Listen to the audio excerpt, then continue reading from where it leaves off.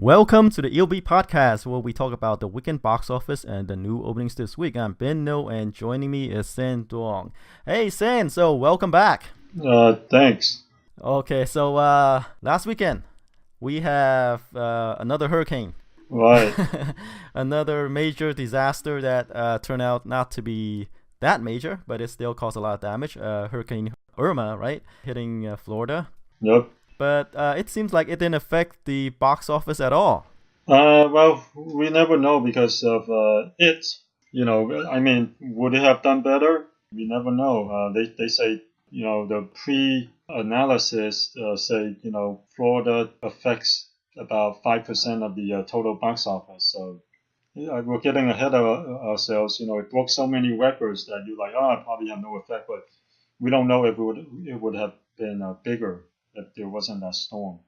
Right. Okay. Let's jump right in then. Mm-hmm. You could say that it took the box office by storm as well.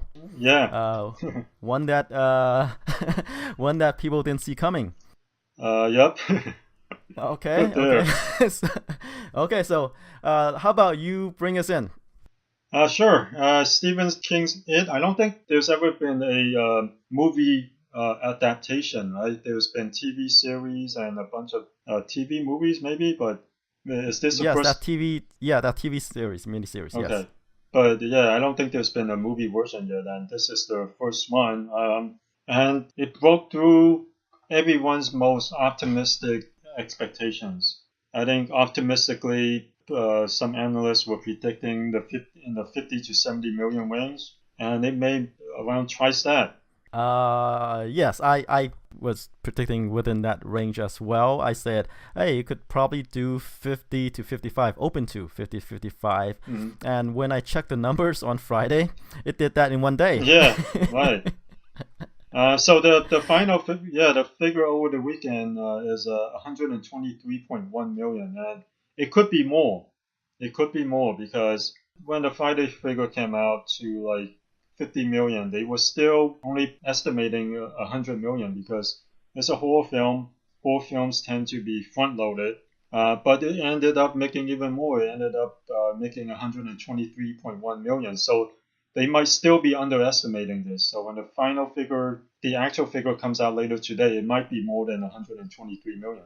It's very possible, and this movie really, as I say, came out of nowhere. No one was expecting this huge opening. Yeah. Because even though it's based on a Stephen King novel, right? Yeah, Stephen King's stuff when adapted to the movies or hit or miss. Some in the middle. Yeah, mostly on the miss side, right? I mean, not this huge. Yeah. The last of which, the most recent one is the Dark Tower, right? Yeah. That was kind of a miss. It's kind of on the disappointing side. The budget was Dark kind Tower of or the Dark Tower. Yeah, it's making about 50 million at a budget of 60 million. I think people were expecting more. Not a dud, but kind of on the disappointing side. Right, but in that movie's defense, Stephen King's forte is really horror. Yeah. He's known for his horror books. Yeah, but the Dark Tower is also one of his most popular books, though. Mm-hmm. Yeah, but I think when you mention Stephen King, most people associate his name with horror. Yeah. But occasionally he'll make one of these. He'll go outside of horror and fantasy, and he's been also successful on that side. And the Dark Tower is one of his most popular forays into fantasy, sci-fi, I guess. Mm-hmm. But like most of the film adaptations, it's kind of ranges. You could have The Shining, or you could have Maximum Overdrive in commercial terms, or you might get the Dark Tower, which is kind of in the middle, not a hit, not a miss, kind of on the miss side, but Yeah, sure, but you could say most of his more popular, well-known movies are on the the horror movie side, not the fantasy. I'm not sure though. Look, isn't Shawshank Redemption? That's not a horror film, but it's one of his most popular, one of the most popular adaptations. Yeah, sure, but box office-wise, it's not that huge. Yeah, you're right. But at the same time, there's also that what's the other one? The Green Mile. Yes. Also not horror, but No. a big hit at the box office, and at the Academy. So. Yeah, sure, but that's kind of like the exception. Yeah, that's the weird thing. It's more it seems like his non-horror, in terms of in commercial terms, have been more successful in movies. Well, The Shining that's a huge exception, and now there's It. Mm-hmm. But in terms of pure numbers, he probably had more non-horror hits than horror hits, which is kind of ironic because he is known as the horror meister, Right. But it seems like the general public on the movie side would rather watch his non-horror films. They would rather read horror but watch non-horror. Yeah, but I just couldn't explain it, right? Because where it opened after the very drowsy Labor Day weekend. Yeah. Pretty much nobody cared about that weekend. Nobody really went to the movies that weekend, and then suddenly, boom. Maybe there's this pent up energy. Everyone wanted to watch a movie, but they just couldn't support whatever was coming out, whatever came out in the previous 2 weekends, and this is finally something they can support. And the reviews were surprisingly great, 86% on Rotten Tomatoes, especially for horror film. That's very high. Mm-hmm. That's a huge, an exception in the genre, and I'm sure that helps too. There were a lot of pent up demand, but this kind of put it over the edge. Like, whoa, this is also very well reviewed. Mm-hmm. But I never expect it to be that movie, right? Yeah. To kind of bring people back into theaters. Yeah. It is a horror movie. There's already a TV series kind of based on it, and like other people, kind of said, around the 50, Yeah, which would have already been a huge opening. Right. In the 50 to 70 million range, it would already be a nearly unprecedented mark for horror films. Close to that. The paranormal activity films open in the 50 million range. In the 50 to 70 million range would be on a new level. And this went beyond that. Right. And another thing is that it didn't do it with really any huge stars, Mm-hmm. right? Yeah. So pretty much the book or the property sells, itself. Yeah. And, the great reviews, doesn't hurt. And they were expecting that because they budgeted this at only 35 million. They weren't thinking like, whoa, Stephen King, popular property, we're going to throw 100 million at this. They only put in 35 million. Right, and they're thinking, is this the Dark Tower, or is this going to be Maximum Overdrive, or The Shining? Which one of these? Right. Yeah. Right. So the interesting thing is that this is the first of a two-parter, right? Well, and I keep on putting Maximum Overdrive out there. Hey, it is one of my favorite Stephen King movies. All right. Even though I don't think it was a commercial hit back then. Okay, maybe only you. Yeah. But like I said, normally they want to do this into like a trilogy, but they decided to do it in a two-parter. Mm-hmm. So maybe they'll decide to split the second movie into 3. Who knows, right? Since it opened beyond Warner Brothers' expectations, so maybe they'll try to stretch this out as much as possible. Oh, so they were thinking of turning this into like 2 movies. Yeah, 2 movies. It is 2 movies. It's like the first part focused on the kids, right? And then the second movie will be when they grow up, and then went back to the town and finish off what they started. Let's hope they stick with that because the latest trend on splitting the second movie into 2 haven't panned out too well lately. The latest ones have went direct to video or direct to streaming. Like the Divergent? Yeah, like the Divergent. No, not Divergent. Divergent series. Yeah, Divergent series and the Maze Runner. Oh yeah, Maze Runner. Yeah, so. But they didn't expand beyond that, right? I think there's a couple more books. Well, they took. I think they took like the third book and try to split it up into 2. Mm-hmm. They all try to take the third movie and split it up into 2 movies, thus making a 4th film, and it hasn't panned out. Those films have, had already worn out its welcome by the second film. So hopefully they stick with their original idea of 2 films, because 3 hasn't panned out that well lately. Yeah, and I don't think they can do 3, even though it'll make money. But I don't think people would want to sit through 3. I think there will be a drop off. But like I said, but I'm sure WB executives are thinking how they can turn it into 8 films. And create a cinematic universe. They're gonna do that. Okay. We will see. We will see. I mean, this opened to 123 million. I mean, this is in one weekend it has already grossed almost nearly as much as The Conjuring, and The Conjuring is becoming a cinematic universe. I can see spin-offs based on like this alien creature, right? But I'm not sure if they can take like this story any further than that. So I can see spin-offs. Yeah, but you know what? You know the WB executives are thinking cinematic universe. Yes. But well, anyway, they'll try to do it. Yeah, the clown will be the eye patch guy. Will be the guy that ties everything together. Right. You know they're gonna do it. Right. Right, or one of the characters from here lived on to become the eye patch guy, and there's another alien creature, same thing, right? Yeah. Spin-offs with a new group of characters, probably teens. Yeah, it would turn into a stupid teen horror movie. Yeah, who knows? Maybe this will be the thing that ties together all those Stephen King novels, and it'll turn into its own cinematic Stephen King universe. They're thinking about it. They're gonna think about it. Okay, all right. All right. What were you projecting this movie to open to? I wasn't, based on the performances of previous Stephen King properties. I didn't have high expectations. I was thinking 50 to 70 million range was way too high. I was thinking more like 20 to 30 million max. Wow.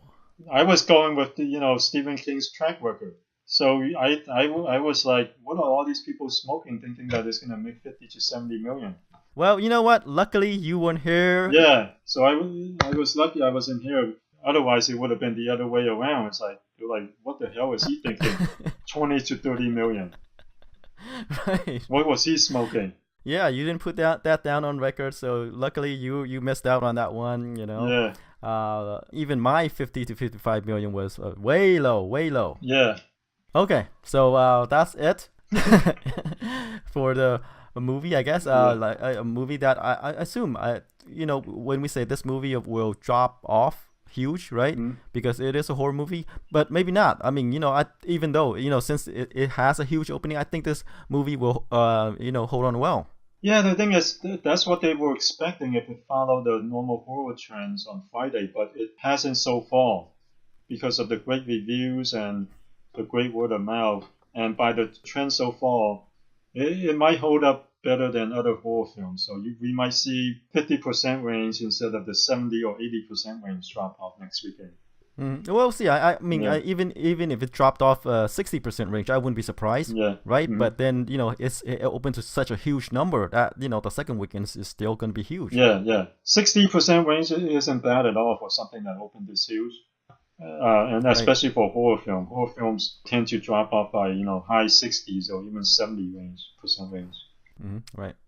All right. So moving along to number 2, it's the other new releases. You could say it's counter programming to the horror movie, right? To it. It's the Reese Witherspoon rom-com Home Again. It pulled in about 9 million over the weekend, and it's kind of at the lower end of my projection. I said it would open to about probably between 10 to 15 million, and that's where her rom-coms usually open to.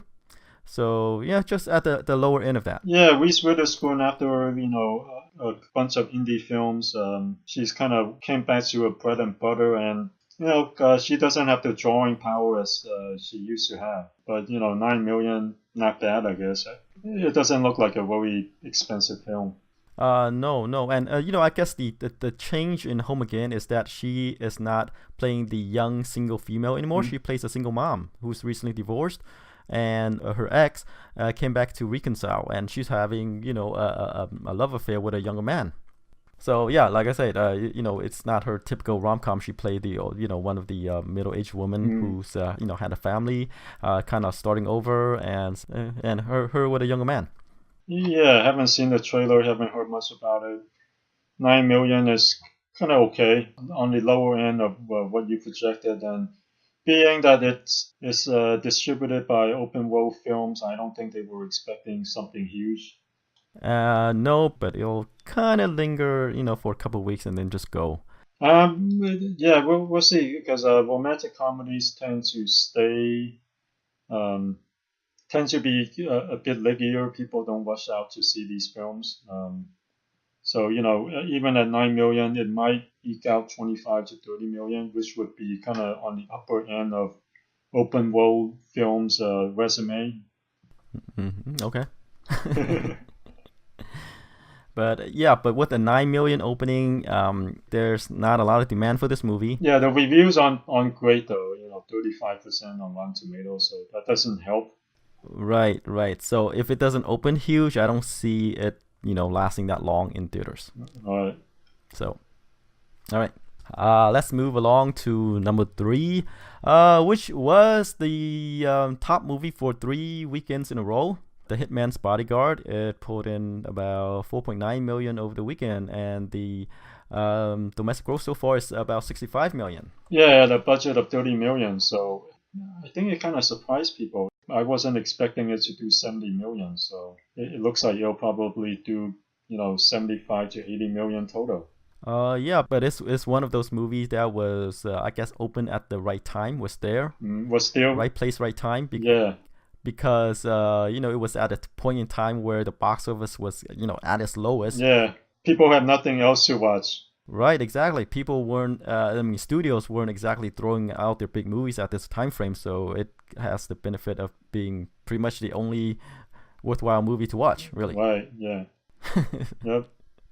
So it quietly made 65 million, after 4 weeks, 4 weekends, and like I said, it because of the weak lineup, it was the number 1 movie for 3 weekends in a row. Yeah, and it looks like it'll probably, when it's all said and done, it'll probably gross 80 million, which is a lot higher than 30 million.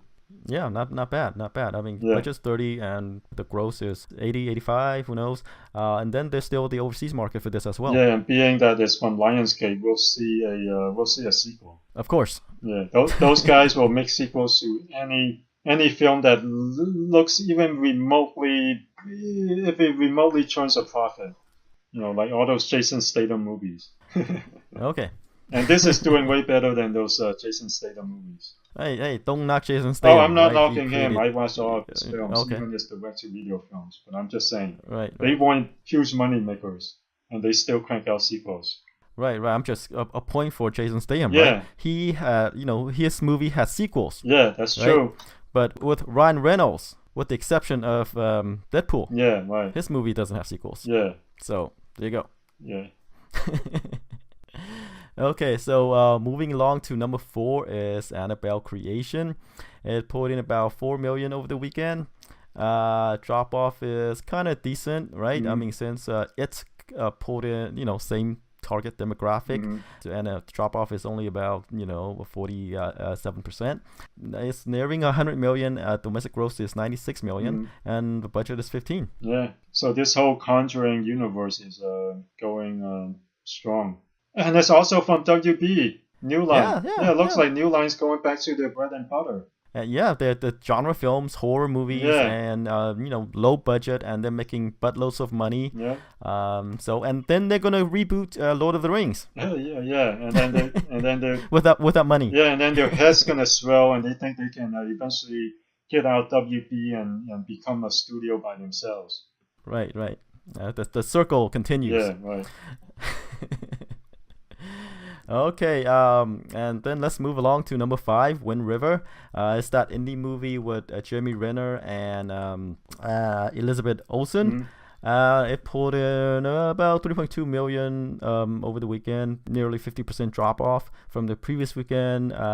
It's already in the 6th week already, 6th weekend. So, and the total domestic gross is 25 million, and the budget's only 11. So all in all, it's doing pretty well. Yeah.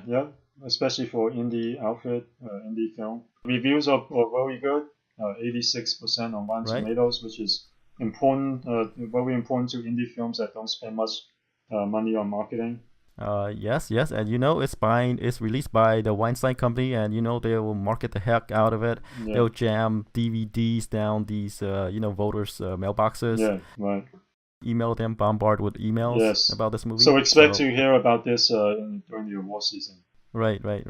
Okay, number 6 is Leap, the animation, also released by the Weinstein Company. It pulled in about 2.5 billion over the weekend, drop off about 48%, and let's see, domestic gross is about 15. I think. Oh no, it's doing pretty well for this animation. Yeah, I think overseas it made 80 million. So all in all, it's the worldwide figure is 99 million, nearly 100 million.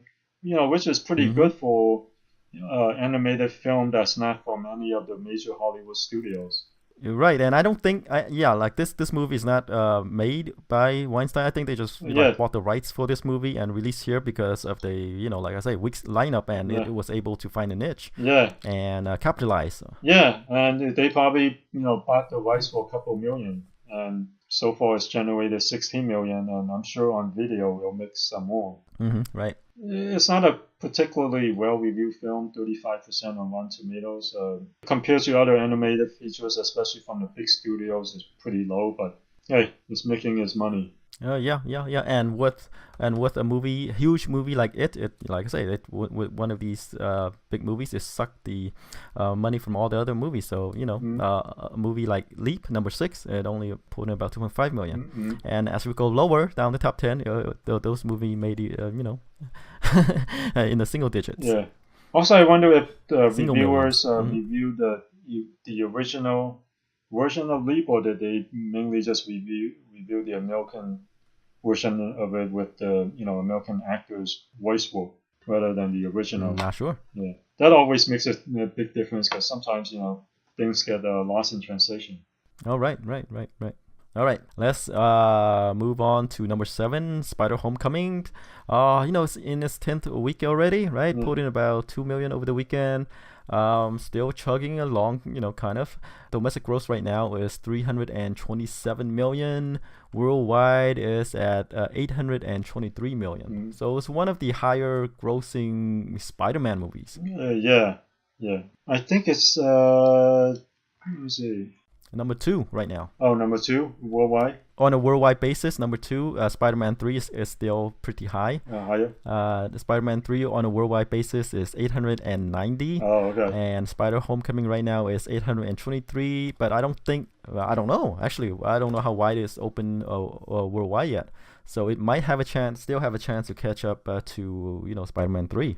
I think it's already open in China. Let me see. Yeah. It's already open. It's made 78 million so far in China. So still chugging along in China. It might get there. It might get to 890. Right. So it's one of the higher grossing movies, Spider-Man movies. Yeah. So I guess the decision to kind of team up with Marvel is a good one. Yeah. Okay, number 8 is Christopher Nolan's Dunkirk, the World War II movie. It pulled in about 1.9 million over the weekend. Domestic gross is 183 million, and worldwide is at 492, and the budget is 100 million. I'm nothing more to say about this movie. Yeah, other than we might see it mentioned during the award season, maybe.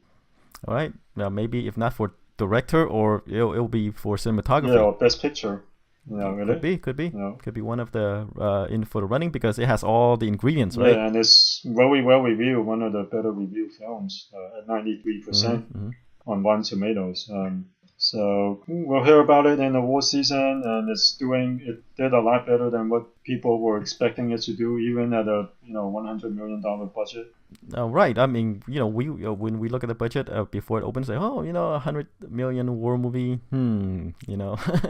but it performed way better than what we were expecting. Yeah, his brand, the Chris Nolan brand, is very reliable and consistent. Doesn't matter if it's Batman. Yep. But he kind of, he's sort of taken over, a Steven Spielberg, right?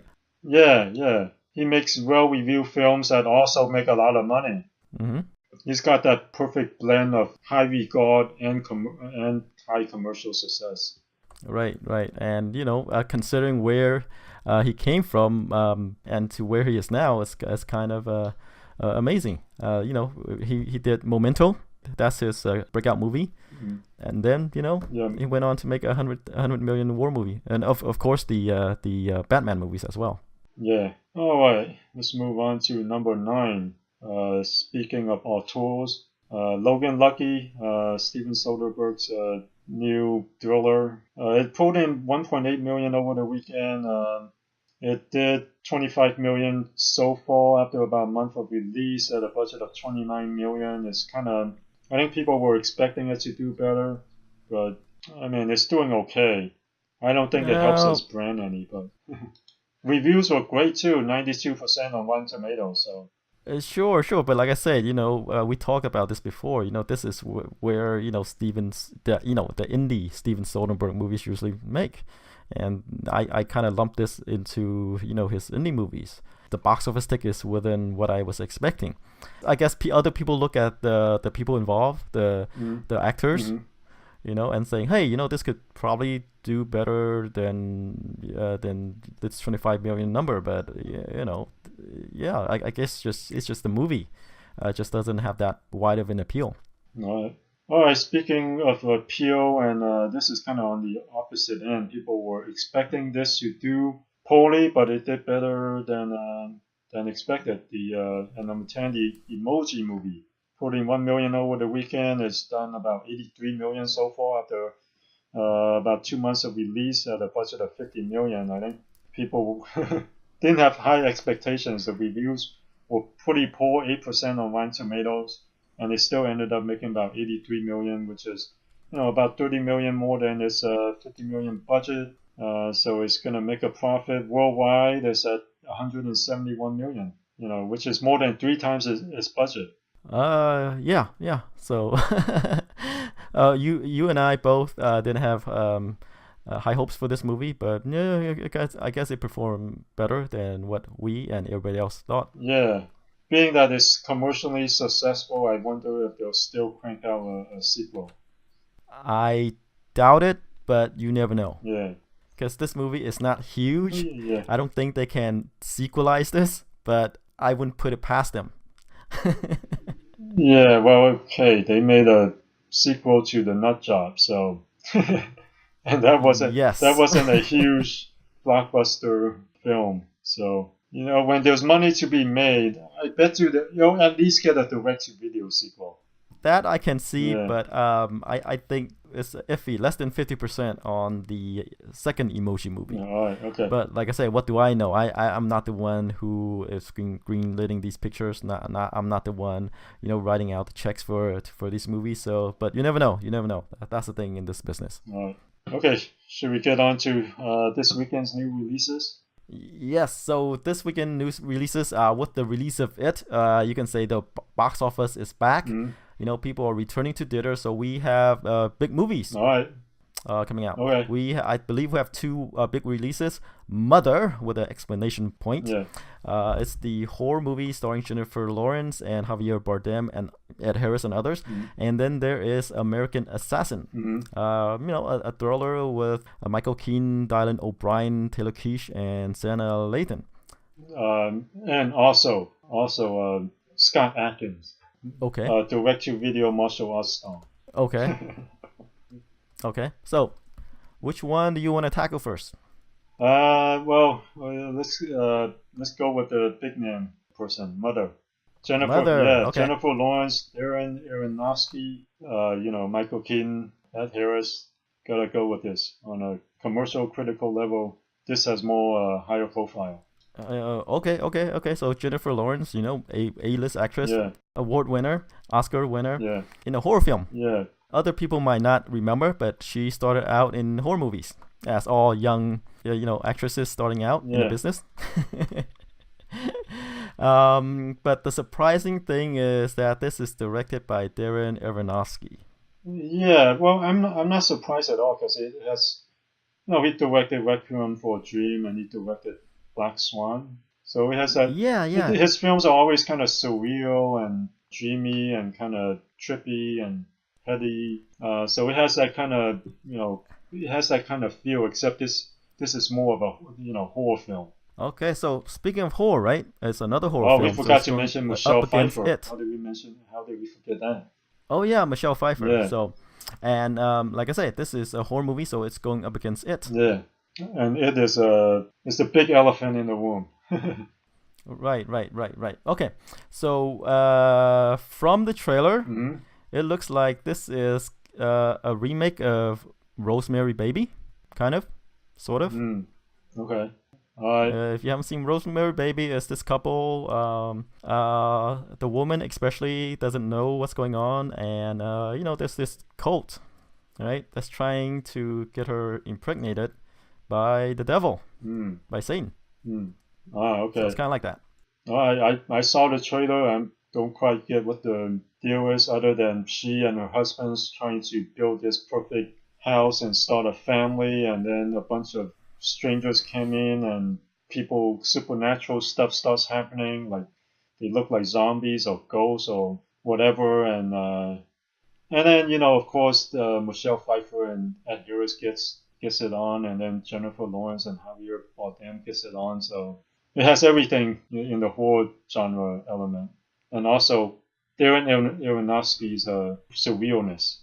Right, signature stuff in this movie. Right. And like I said, it bears a lot of resemblance to Rosemary Baby. Right. So I guess like it's been a long time since people seen Rosemary Baby.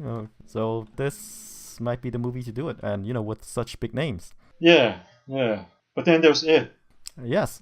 So like you say, it's the elephant in the room. It has all the momentum. The movie has all the momentum because it's record breaking. It has such big numbers.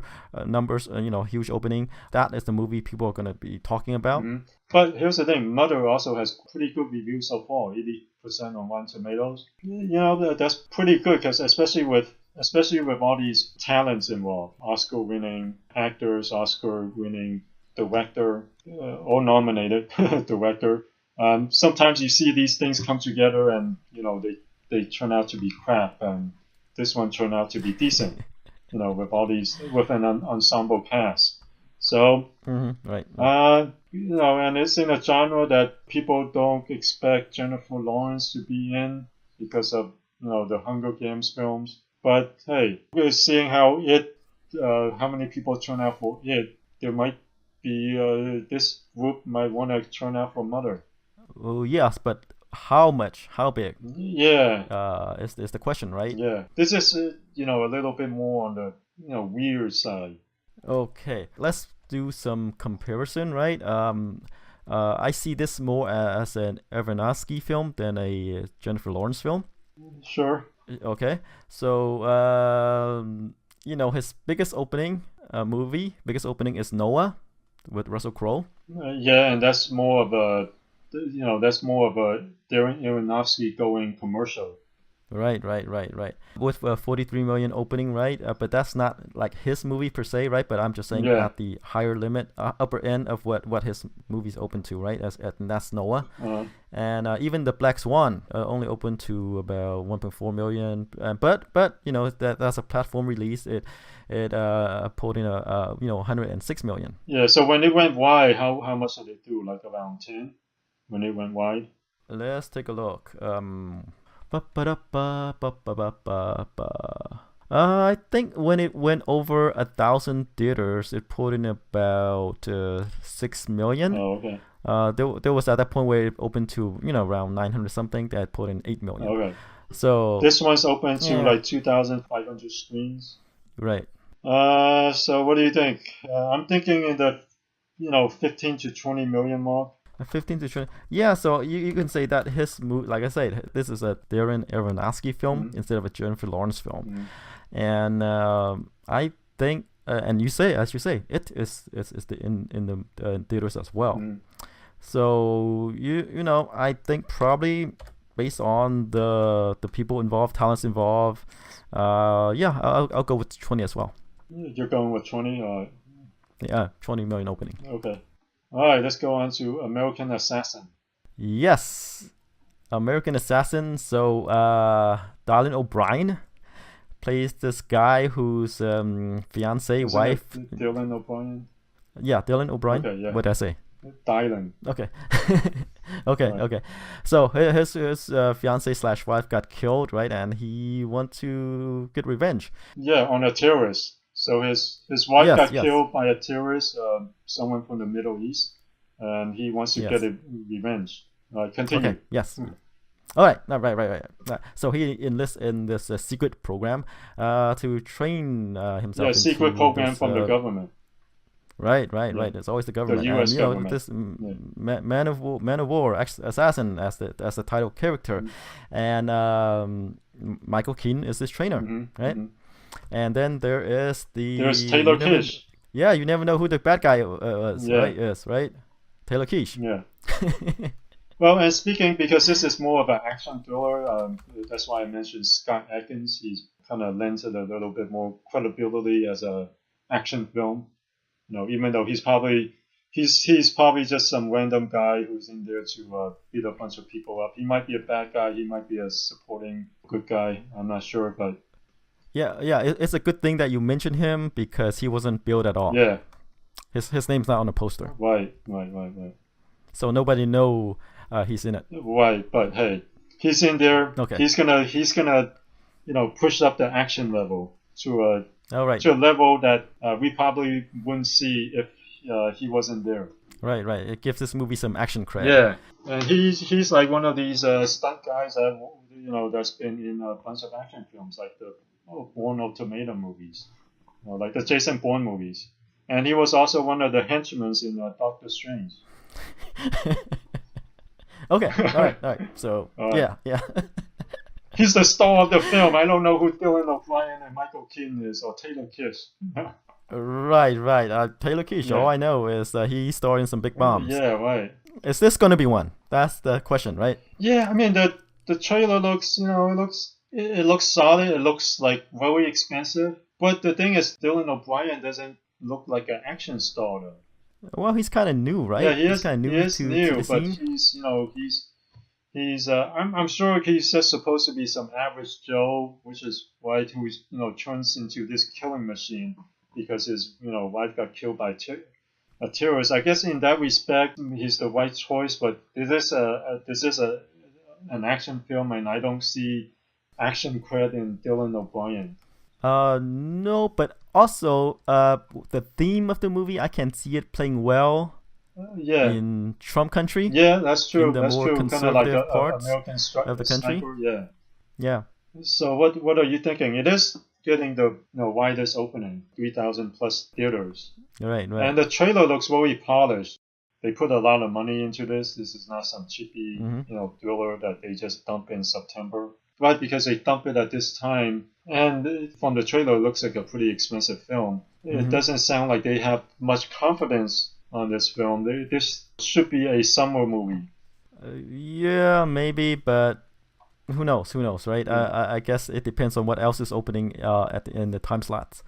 But like I say, I can see this movie playing well in the conservative parts of the country. Yeah.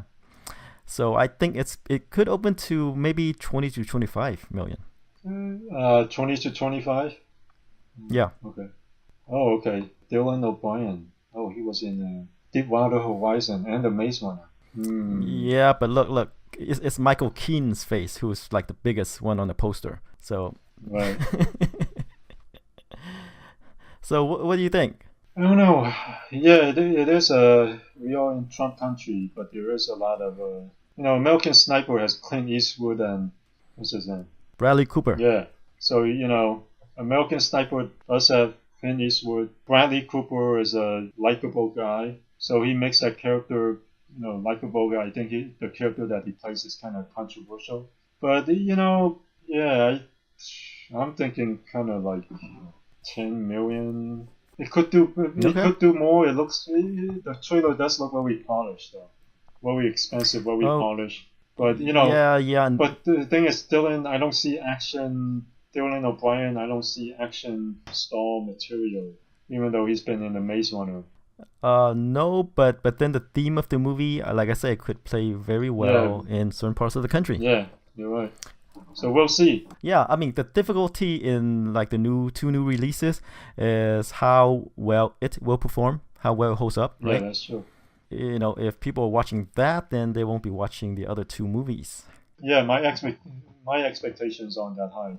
On both. All right. So for Mother, I think we both agreed. You say 15 to 20, I say 20. It could be higher, except that it is playing in theaters and it plays the same crowd. Yeah. Aronofsky's films, they don't usually open that huge yet. Mm-hmm. He doesn't have a long filmography to his name. Mm-hmm. So he's, people looking for different stuff, I guess would go for Mother. And then Jennifer Lawrence anchored the movie, and Harvey Bardem. All these guys are award winners in a horror movie. Yep. Mm-hmm. And then American Assassin, right? Other than Michael Keane, the other people are relatively unknown. Mm-hmm. Even Taylor Kitsch, he's not the like the lead good guy. I guess he plays the bad guy, right? Yeah. So he's kind of turned heel in this movie. But then again, like I said, this theme might play well in certain part of the country. But you say, 10 million. Yeah. All right. I guess that's it for this podcast. All right. Okay. We'll come back next week to see how well we did. All right. See you guys next week.